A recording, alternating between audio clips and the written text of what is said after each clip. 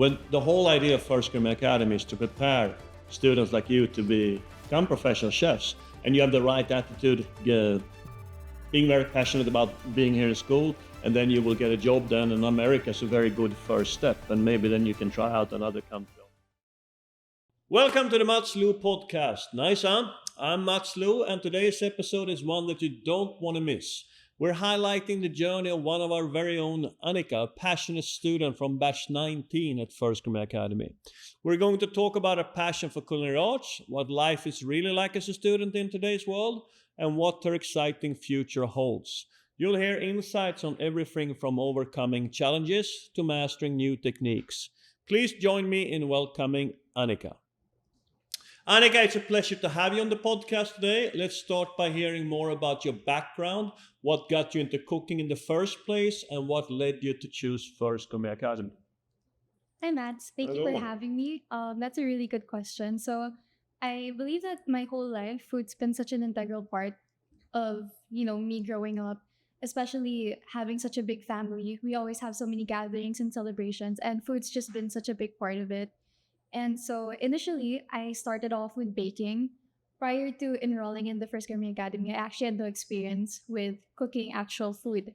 But I do remember eating all these good food and thinking, I wish I could make something like this. Any specific dish that you like to mention that was meant a lot to you before you enrolled here? Maybe you have some family dishes at home that you were grown up with? We had a lot of family dishes. I just didn't know how to make them. Like, because back then I felt like it was something so complex. And so most of my food came in the form of pastry. And that's what really motivated me to dive deeper into the culinary industry because I could see how happy that my food made people.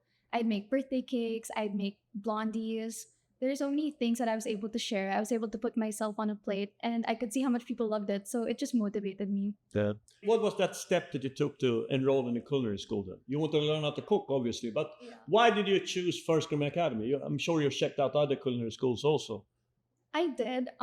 So the first thing I did was I searched online for the top culinary schools in the Philippines, and First Gourmet Academy was among the first that came up. And what really caught my eye was the credentials and the accreditations that came with the school. And another factor that played in this decision making was the facilities, because that's something that I was really nitpicky about. Like, if I had the right environment, if I had the right resources to hone my skills. So, when I visited the First Gourmet Academy, I could see how big the kitchen was, which is really what attracted me to it. That's what was one of the reasons why Yeah. you enrolled with us. And tell us about how a normal day is like then also. A normal day as a student here at First Gourmet Academy, from when you come here until you go home later on. Okay, well, I start my day off really early. I am the type of person who wakes up maybe 3 hours before I have to be somewhere, only because it helps me keep prepared. And so I stay at a cafe nearby school, and what I do there is I study my modules and I study my recipes. And then maybe around 30 minutes before class, I go here, and then I take the 30 minutes to decompress just so that I'm calm when I enter the lecture room. And then after that, we have around a 30-minute lecture just to discuss the module and the theories and what to expect when we enter the kitchen. And then after that, we have a few hours where we make the recipes and present them to the chef. And maybe we should mention that at First Gourmet Academy, we don't spend so much time in the lecture. We're spending most time in the kitchen. Mhm. And from your point of view, is that a good thing that we spend a lot of time in the kitchen doing actual work with our hands? That's good, isn't it? Amazing. Yeah. So that's one of the things that makes First Gourmet Academy a little bit special, that we're having a very high hands-on training here at First Gourmet Academy. Uh, what's your plan for the future? I know you have something big coming up here, right? I do. I recently got accepted in the J1 internship. So I will be working at the Ritz-Carlton in Florida. And it's going to be a 1 year internship starting January of 2025. And how did that come about? Why do you want to work in America, first of all? Um, I just want to be able to explore the world and understand different cultures. And I have this belief that what better way to understand people and their culture than through food? Because food is everything, food is life. Every event in your life and every plan that you make, whether it's big or small, it involves food. When you meet up with your family or your friends, what do you plan? You're like, oh, let's go get coffee, let's go to a cafe, or let's have lunch. Yeah. Everything basically revolves around food. So that's something that I think about all the time. So I really want to be able to work around the world. I don't have like a specific plan to stay in one place. Cause like you were also giving us your experience and how you were also able to travel the world. And it just motivated me even more. Yeah. That's actually, I can mention, that was one of the reasons why I wanted to become a chef, because I wanted to travel just like you also. So this J1 visa is limited to 1 year, right? So you will Yes. be in America for a year and you come back. What are you going to do to keep the passion growing during this time and for the future also? Do you have any other plans to go to other countries later on also? Yes, I would love to explore Europe and um, Australia. Spain is really a big country in my mind. Yeah. And with regards to passion, I feel like keeping your passion alive is easy as long as this is something that you want to do. Because personally, I do understand the pressure that comes with being a culinary student and planning for your future. It's a really big thing, and it's something that can intimidate a lot of people. It intimidates me a lot of the time, but you know, you just have to think about your why and like why you're doing this, why you're here, what do you want. I always try to remind myself so that I can stay motivated and passionate about what I do. Yeah. Is there any specific cuisine or maybe any specific type of cuisine or dishes that you're very passionate about and that you would like to discover even more? Um, well, I feel like I can't say I have a specific favorite cuisine because each cuisine has contributed to my growth as a chef. Like, for example, with the Eastern cuisine, I learned that my strength lies in making rice. Yeah. I often make the best nasi goreng and the fried rice that we make. And then I also uh, discovered one of my weaknesses was not really stir frying, but with the timing of everything because it's fast paced. And then with Western cuisine, that's where I discovered my weakness lied in stews. Yeah. So, it gives me something to work on and it gives me perspective. And tell us about one of the items that you did here, specific, maybe on an exam or something like that, that you felt really proud about and that you felt that that was your passion. So glad you asked. Okay, so we just had our Western exam and I made steak with fries and sauteed broccoli and butter. But what I was most proud about was my chocolate cake. Wow. I was able to make a really moist and a really good chocolate cake with a raspberry puree. And I was honestly really nervous about it because making a cake in 90 minutes felt a bit daunting, especially with the timing of everything. Everything was so fast paced. You'd think 90 minutes is a lot of time, but it really isn't. So when I saw Thomas trying my food and he really liked it, he was like, "This is so good. It's so European." And I was like, "Yes." Ah, that's It a was so nice nice. feeling, isn't it? And you Yeah. haven't really done baking and pastry yet either, so maybe it Yeah. will be even better soon. But anyway, that's great. Um, what about traditional techniques? And if you take a traditional technique and maybe modernize them also, do you prefer that, or how can you get motivated from the start? Well, usually with traditional techniques, I try to be as technical as I can because from what I've learned with Thomas, technique and the basics are the foundation of your craft. Um, so I really like the idea of modernizing culinary and adding to it, but I think before that we should have a base. Yeah. And before we go advanced, we should stick to the basics first because that's really the fundamental, and then after that, you can start adding to it, making it your own, and And be you creative. would say we've done a good job here as instructors at First Gourmet Academy in having that Yes. implemented here. Yeah. Mhm. So do you think that this, learning all of these fundamental techniques is very important? Otherwise, you can't continue to learn from the rest also. Um, are there any specific classes, instructors, or experience that had a big impact on you during your time here at First Gourmet Academy? Yes. The biggest thing that's impacted me so far are the mentors, specifically Kuya Jojo and Thomas. And those are like in two different aspects. With Kuya Jojo, he's taught me how to be passionate, quick on my feet. He's taught me how to be resourceful.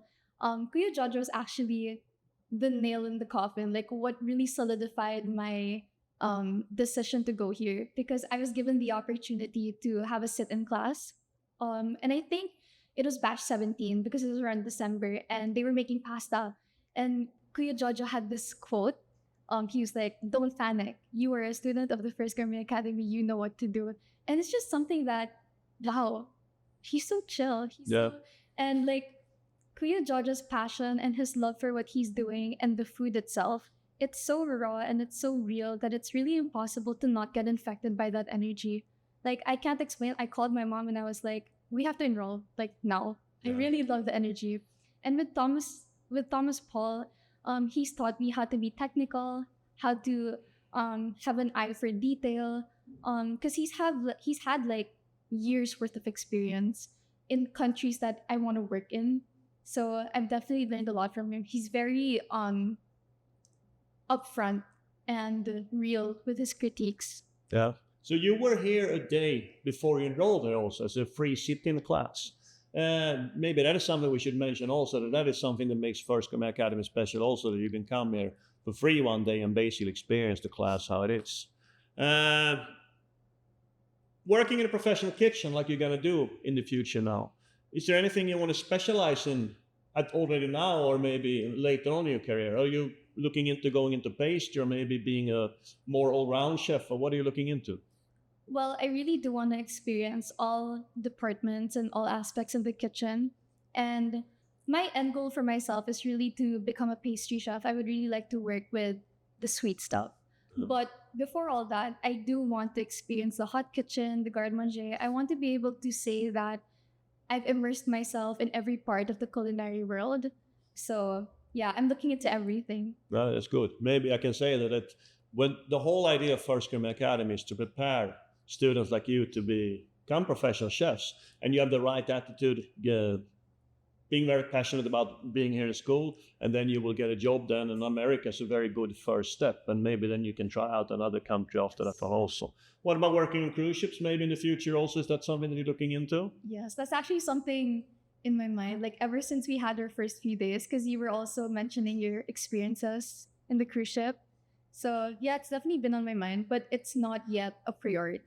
Nice, huh? How do you think the culinary world will evolve in the next few years, and how do you see yourself contributing to that change? That's a good question. I feel like everything's evolving every day. Like we may not notice it because um change doesn't happen overnight, but change is good. I feel like people are getting smarter every day. They're always looking for new ways to innovate and make things easier, better, um, how to make things more efficient.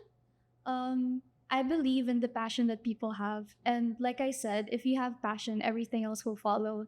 You Yeah. have to make sure it's something that you really got to do, you want to do. So yeah, I feel like technology and just the innovation that people will come up with is gonna make the culinary world even better for the next generation. Because I think that's why we're doing what we're doing, so that the next generation have something to follow and use as well. Very good, very good. And you, as a young student here at First Gourmet Academy, what kind of advice would you give to possibly future students or people that are passionate about culinary arts and they want to pursue their dreams of becoming a professional chef? What kind of advice would you like to give them?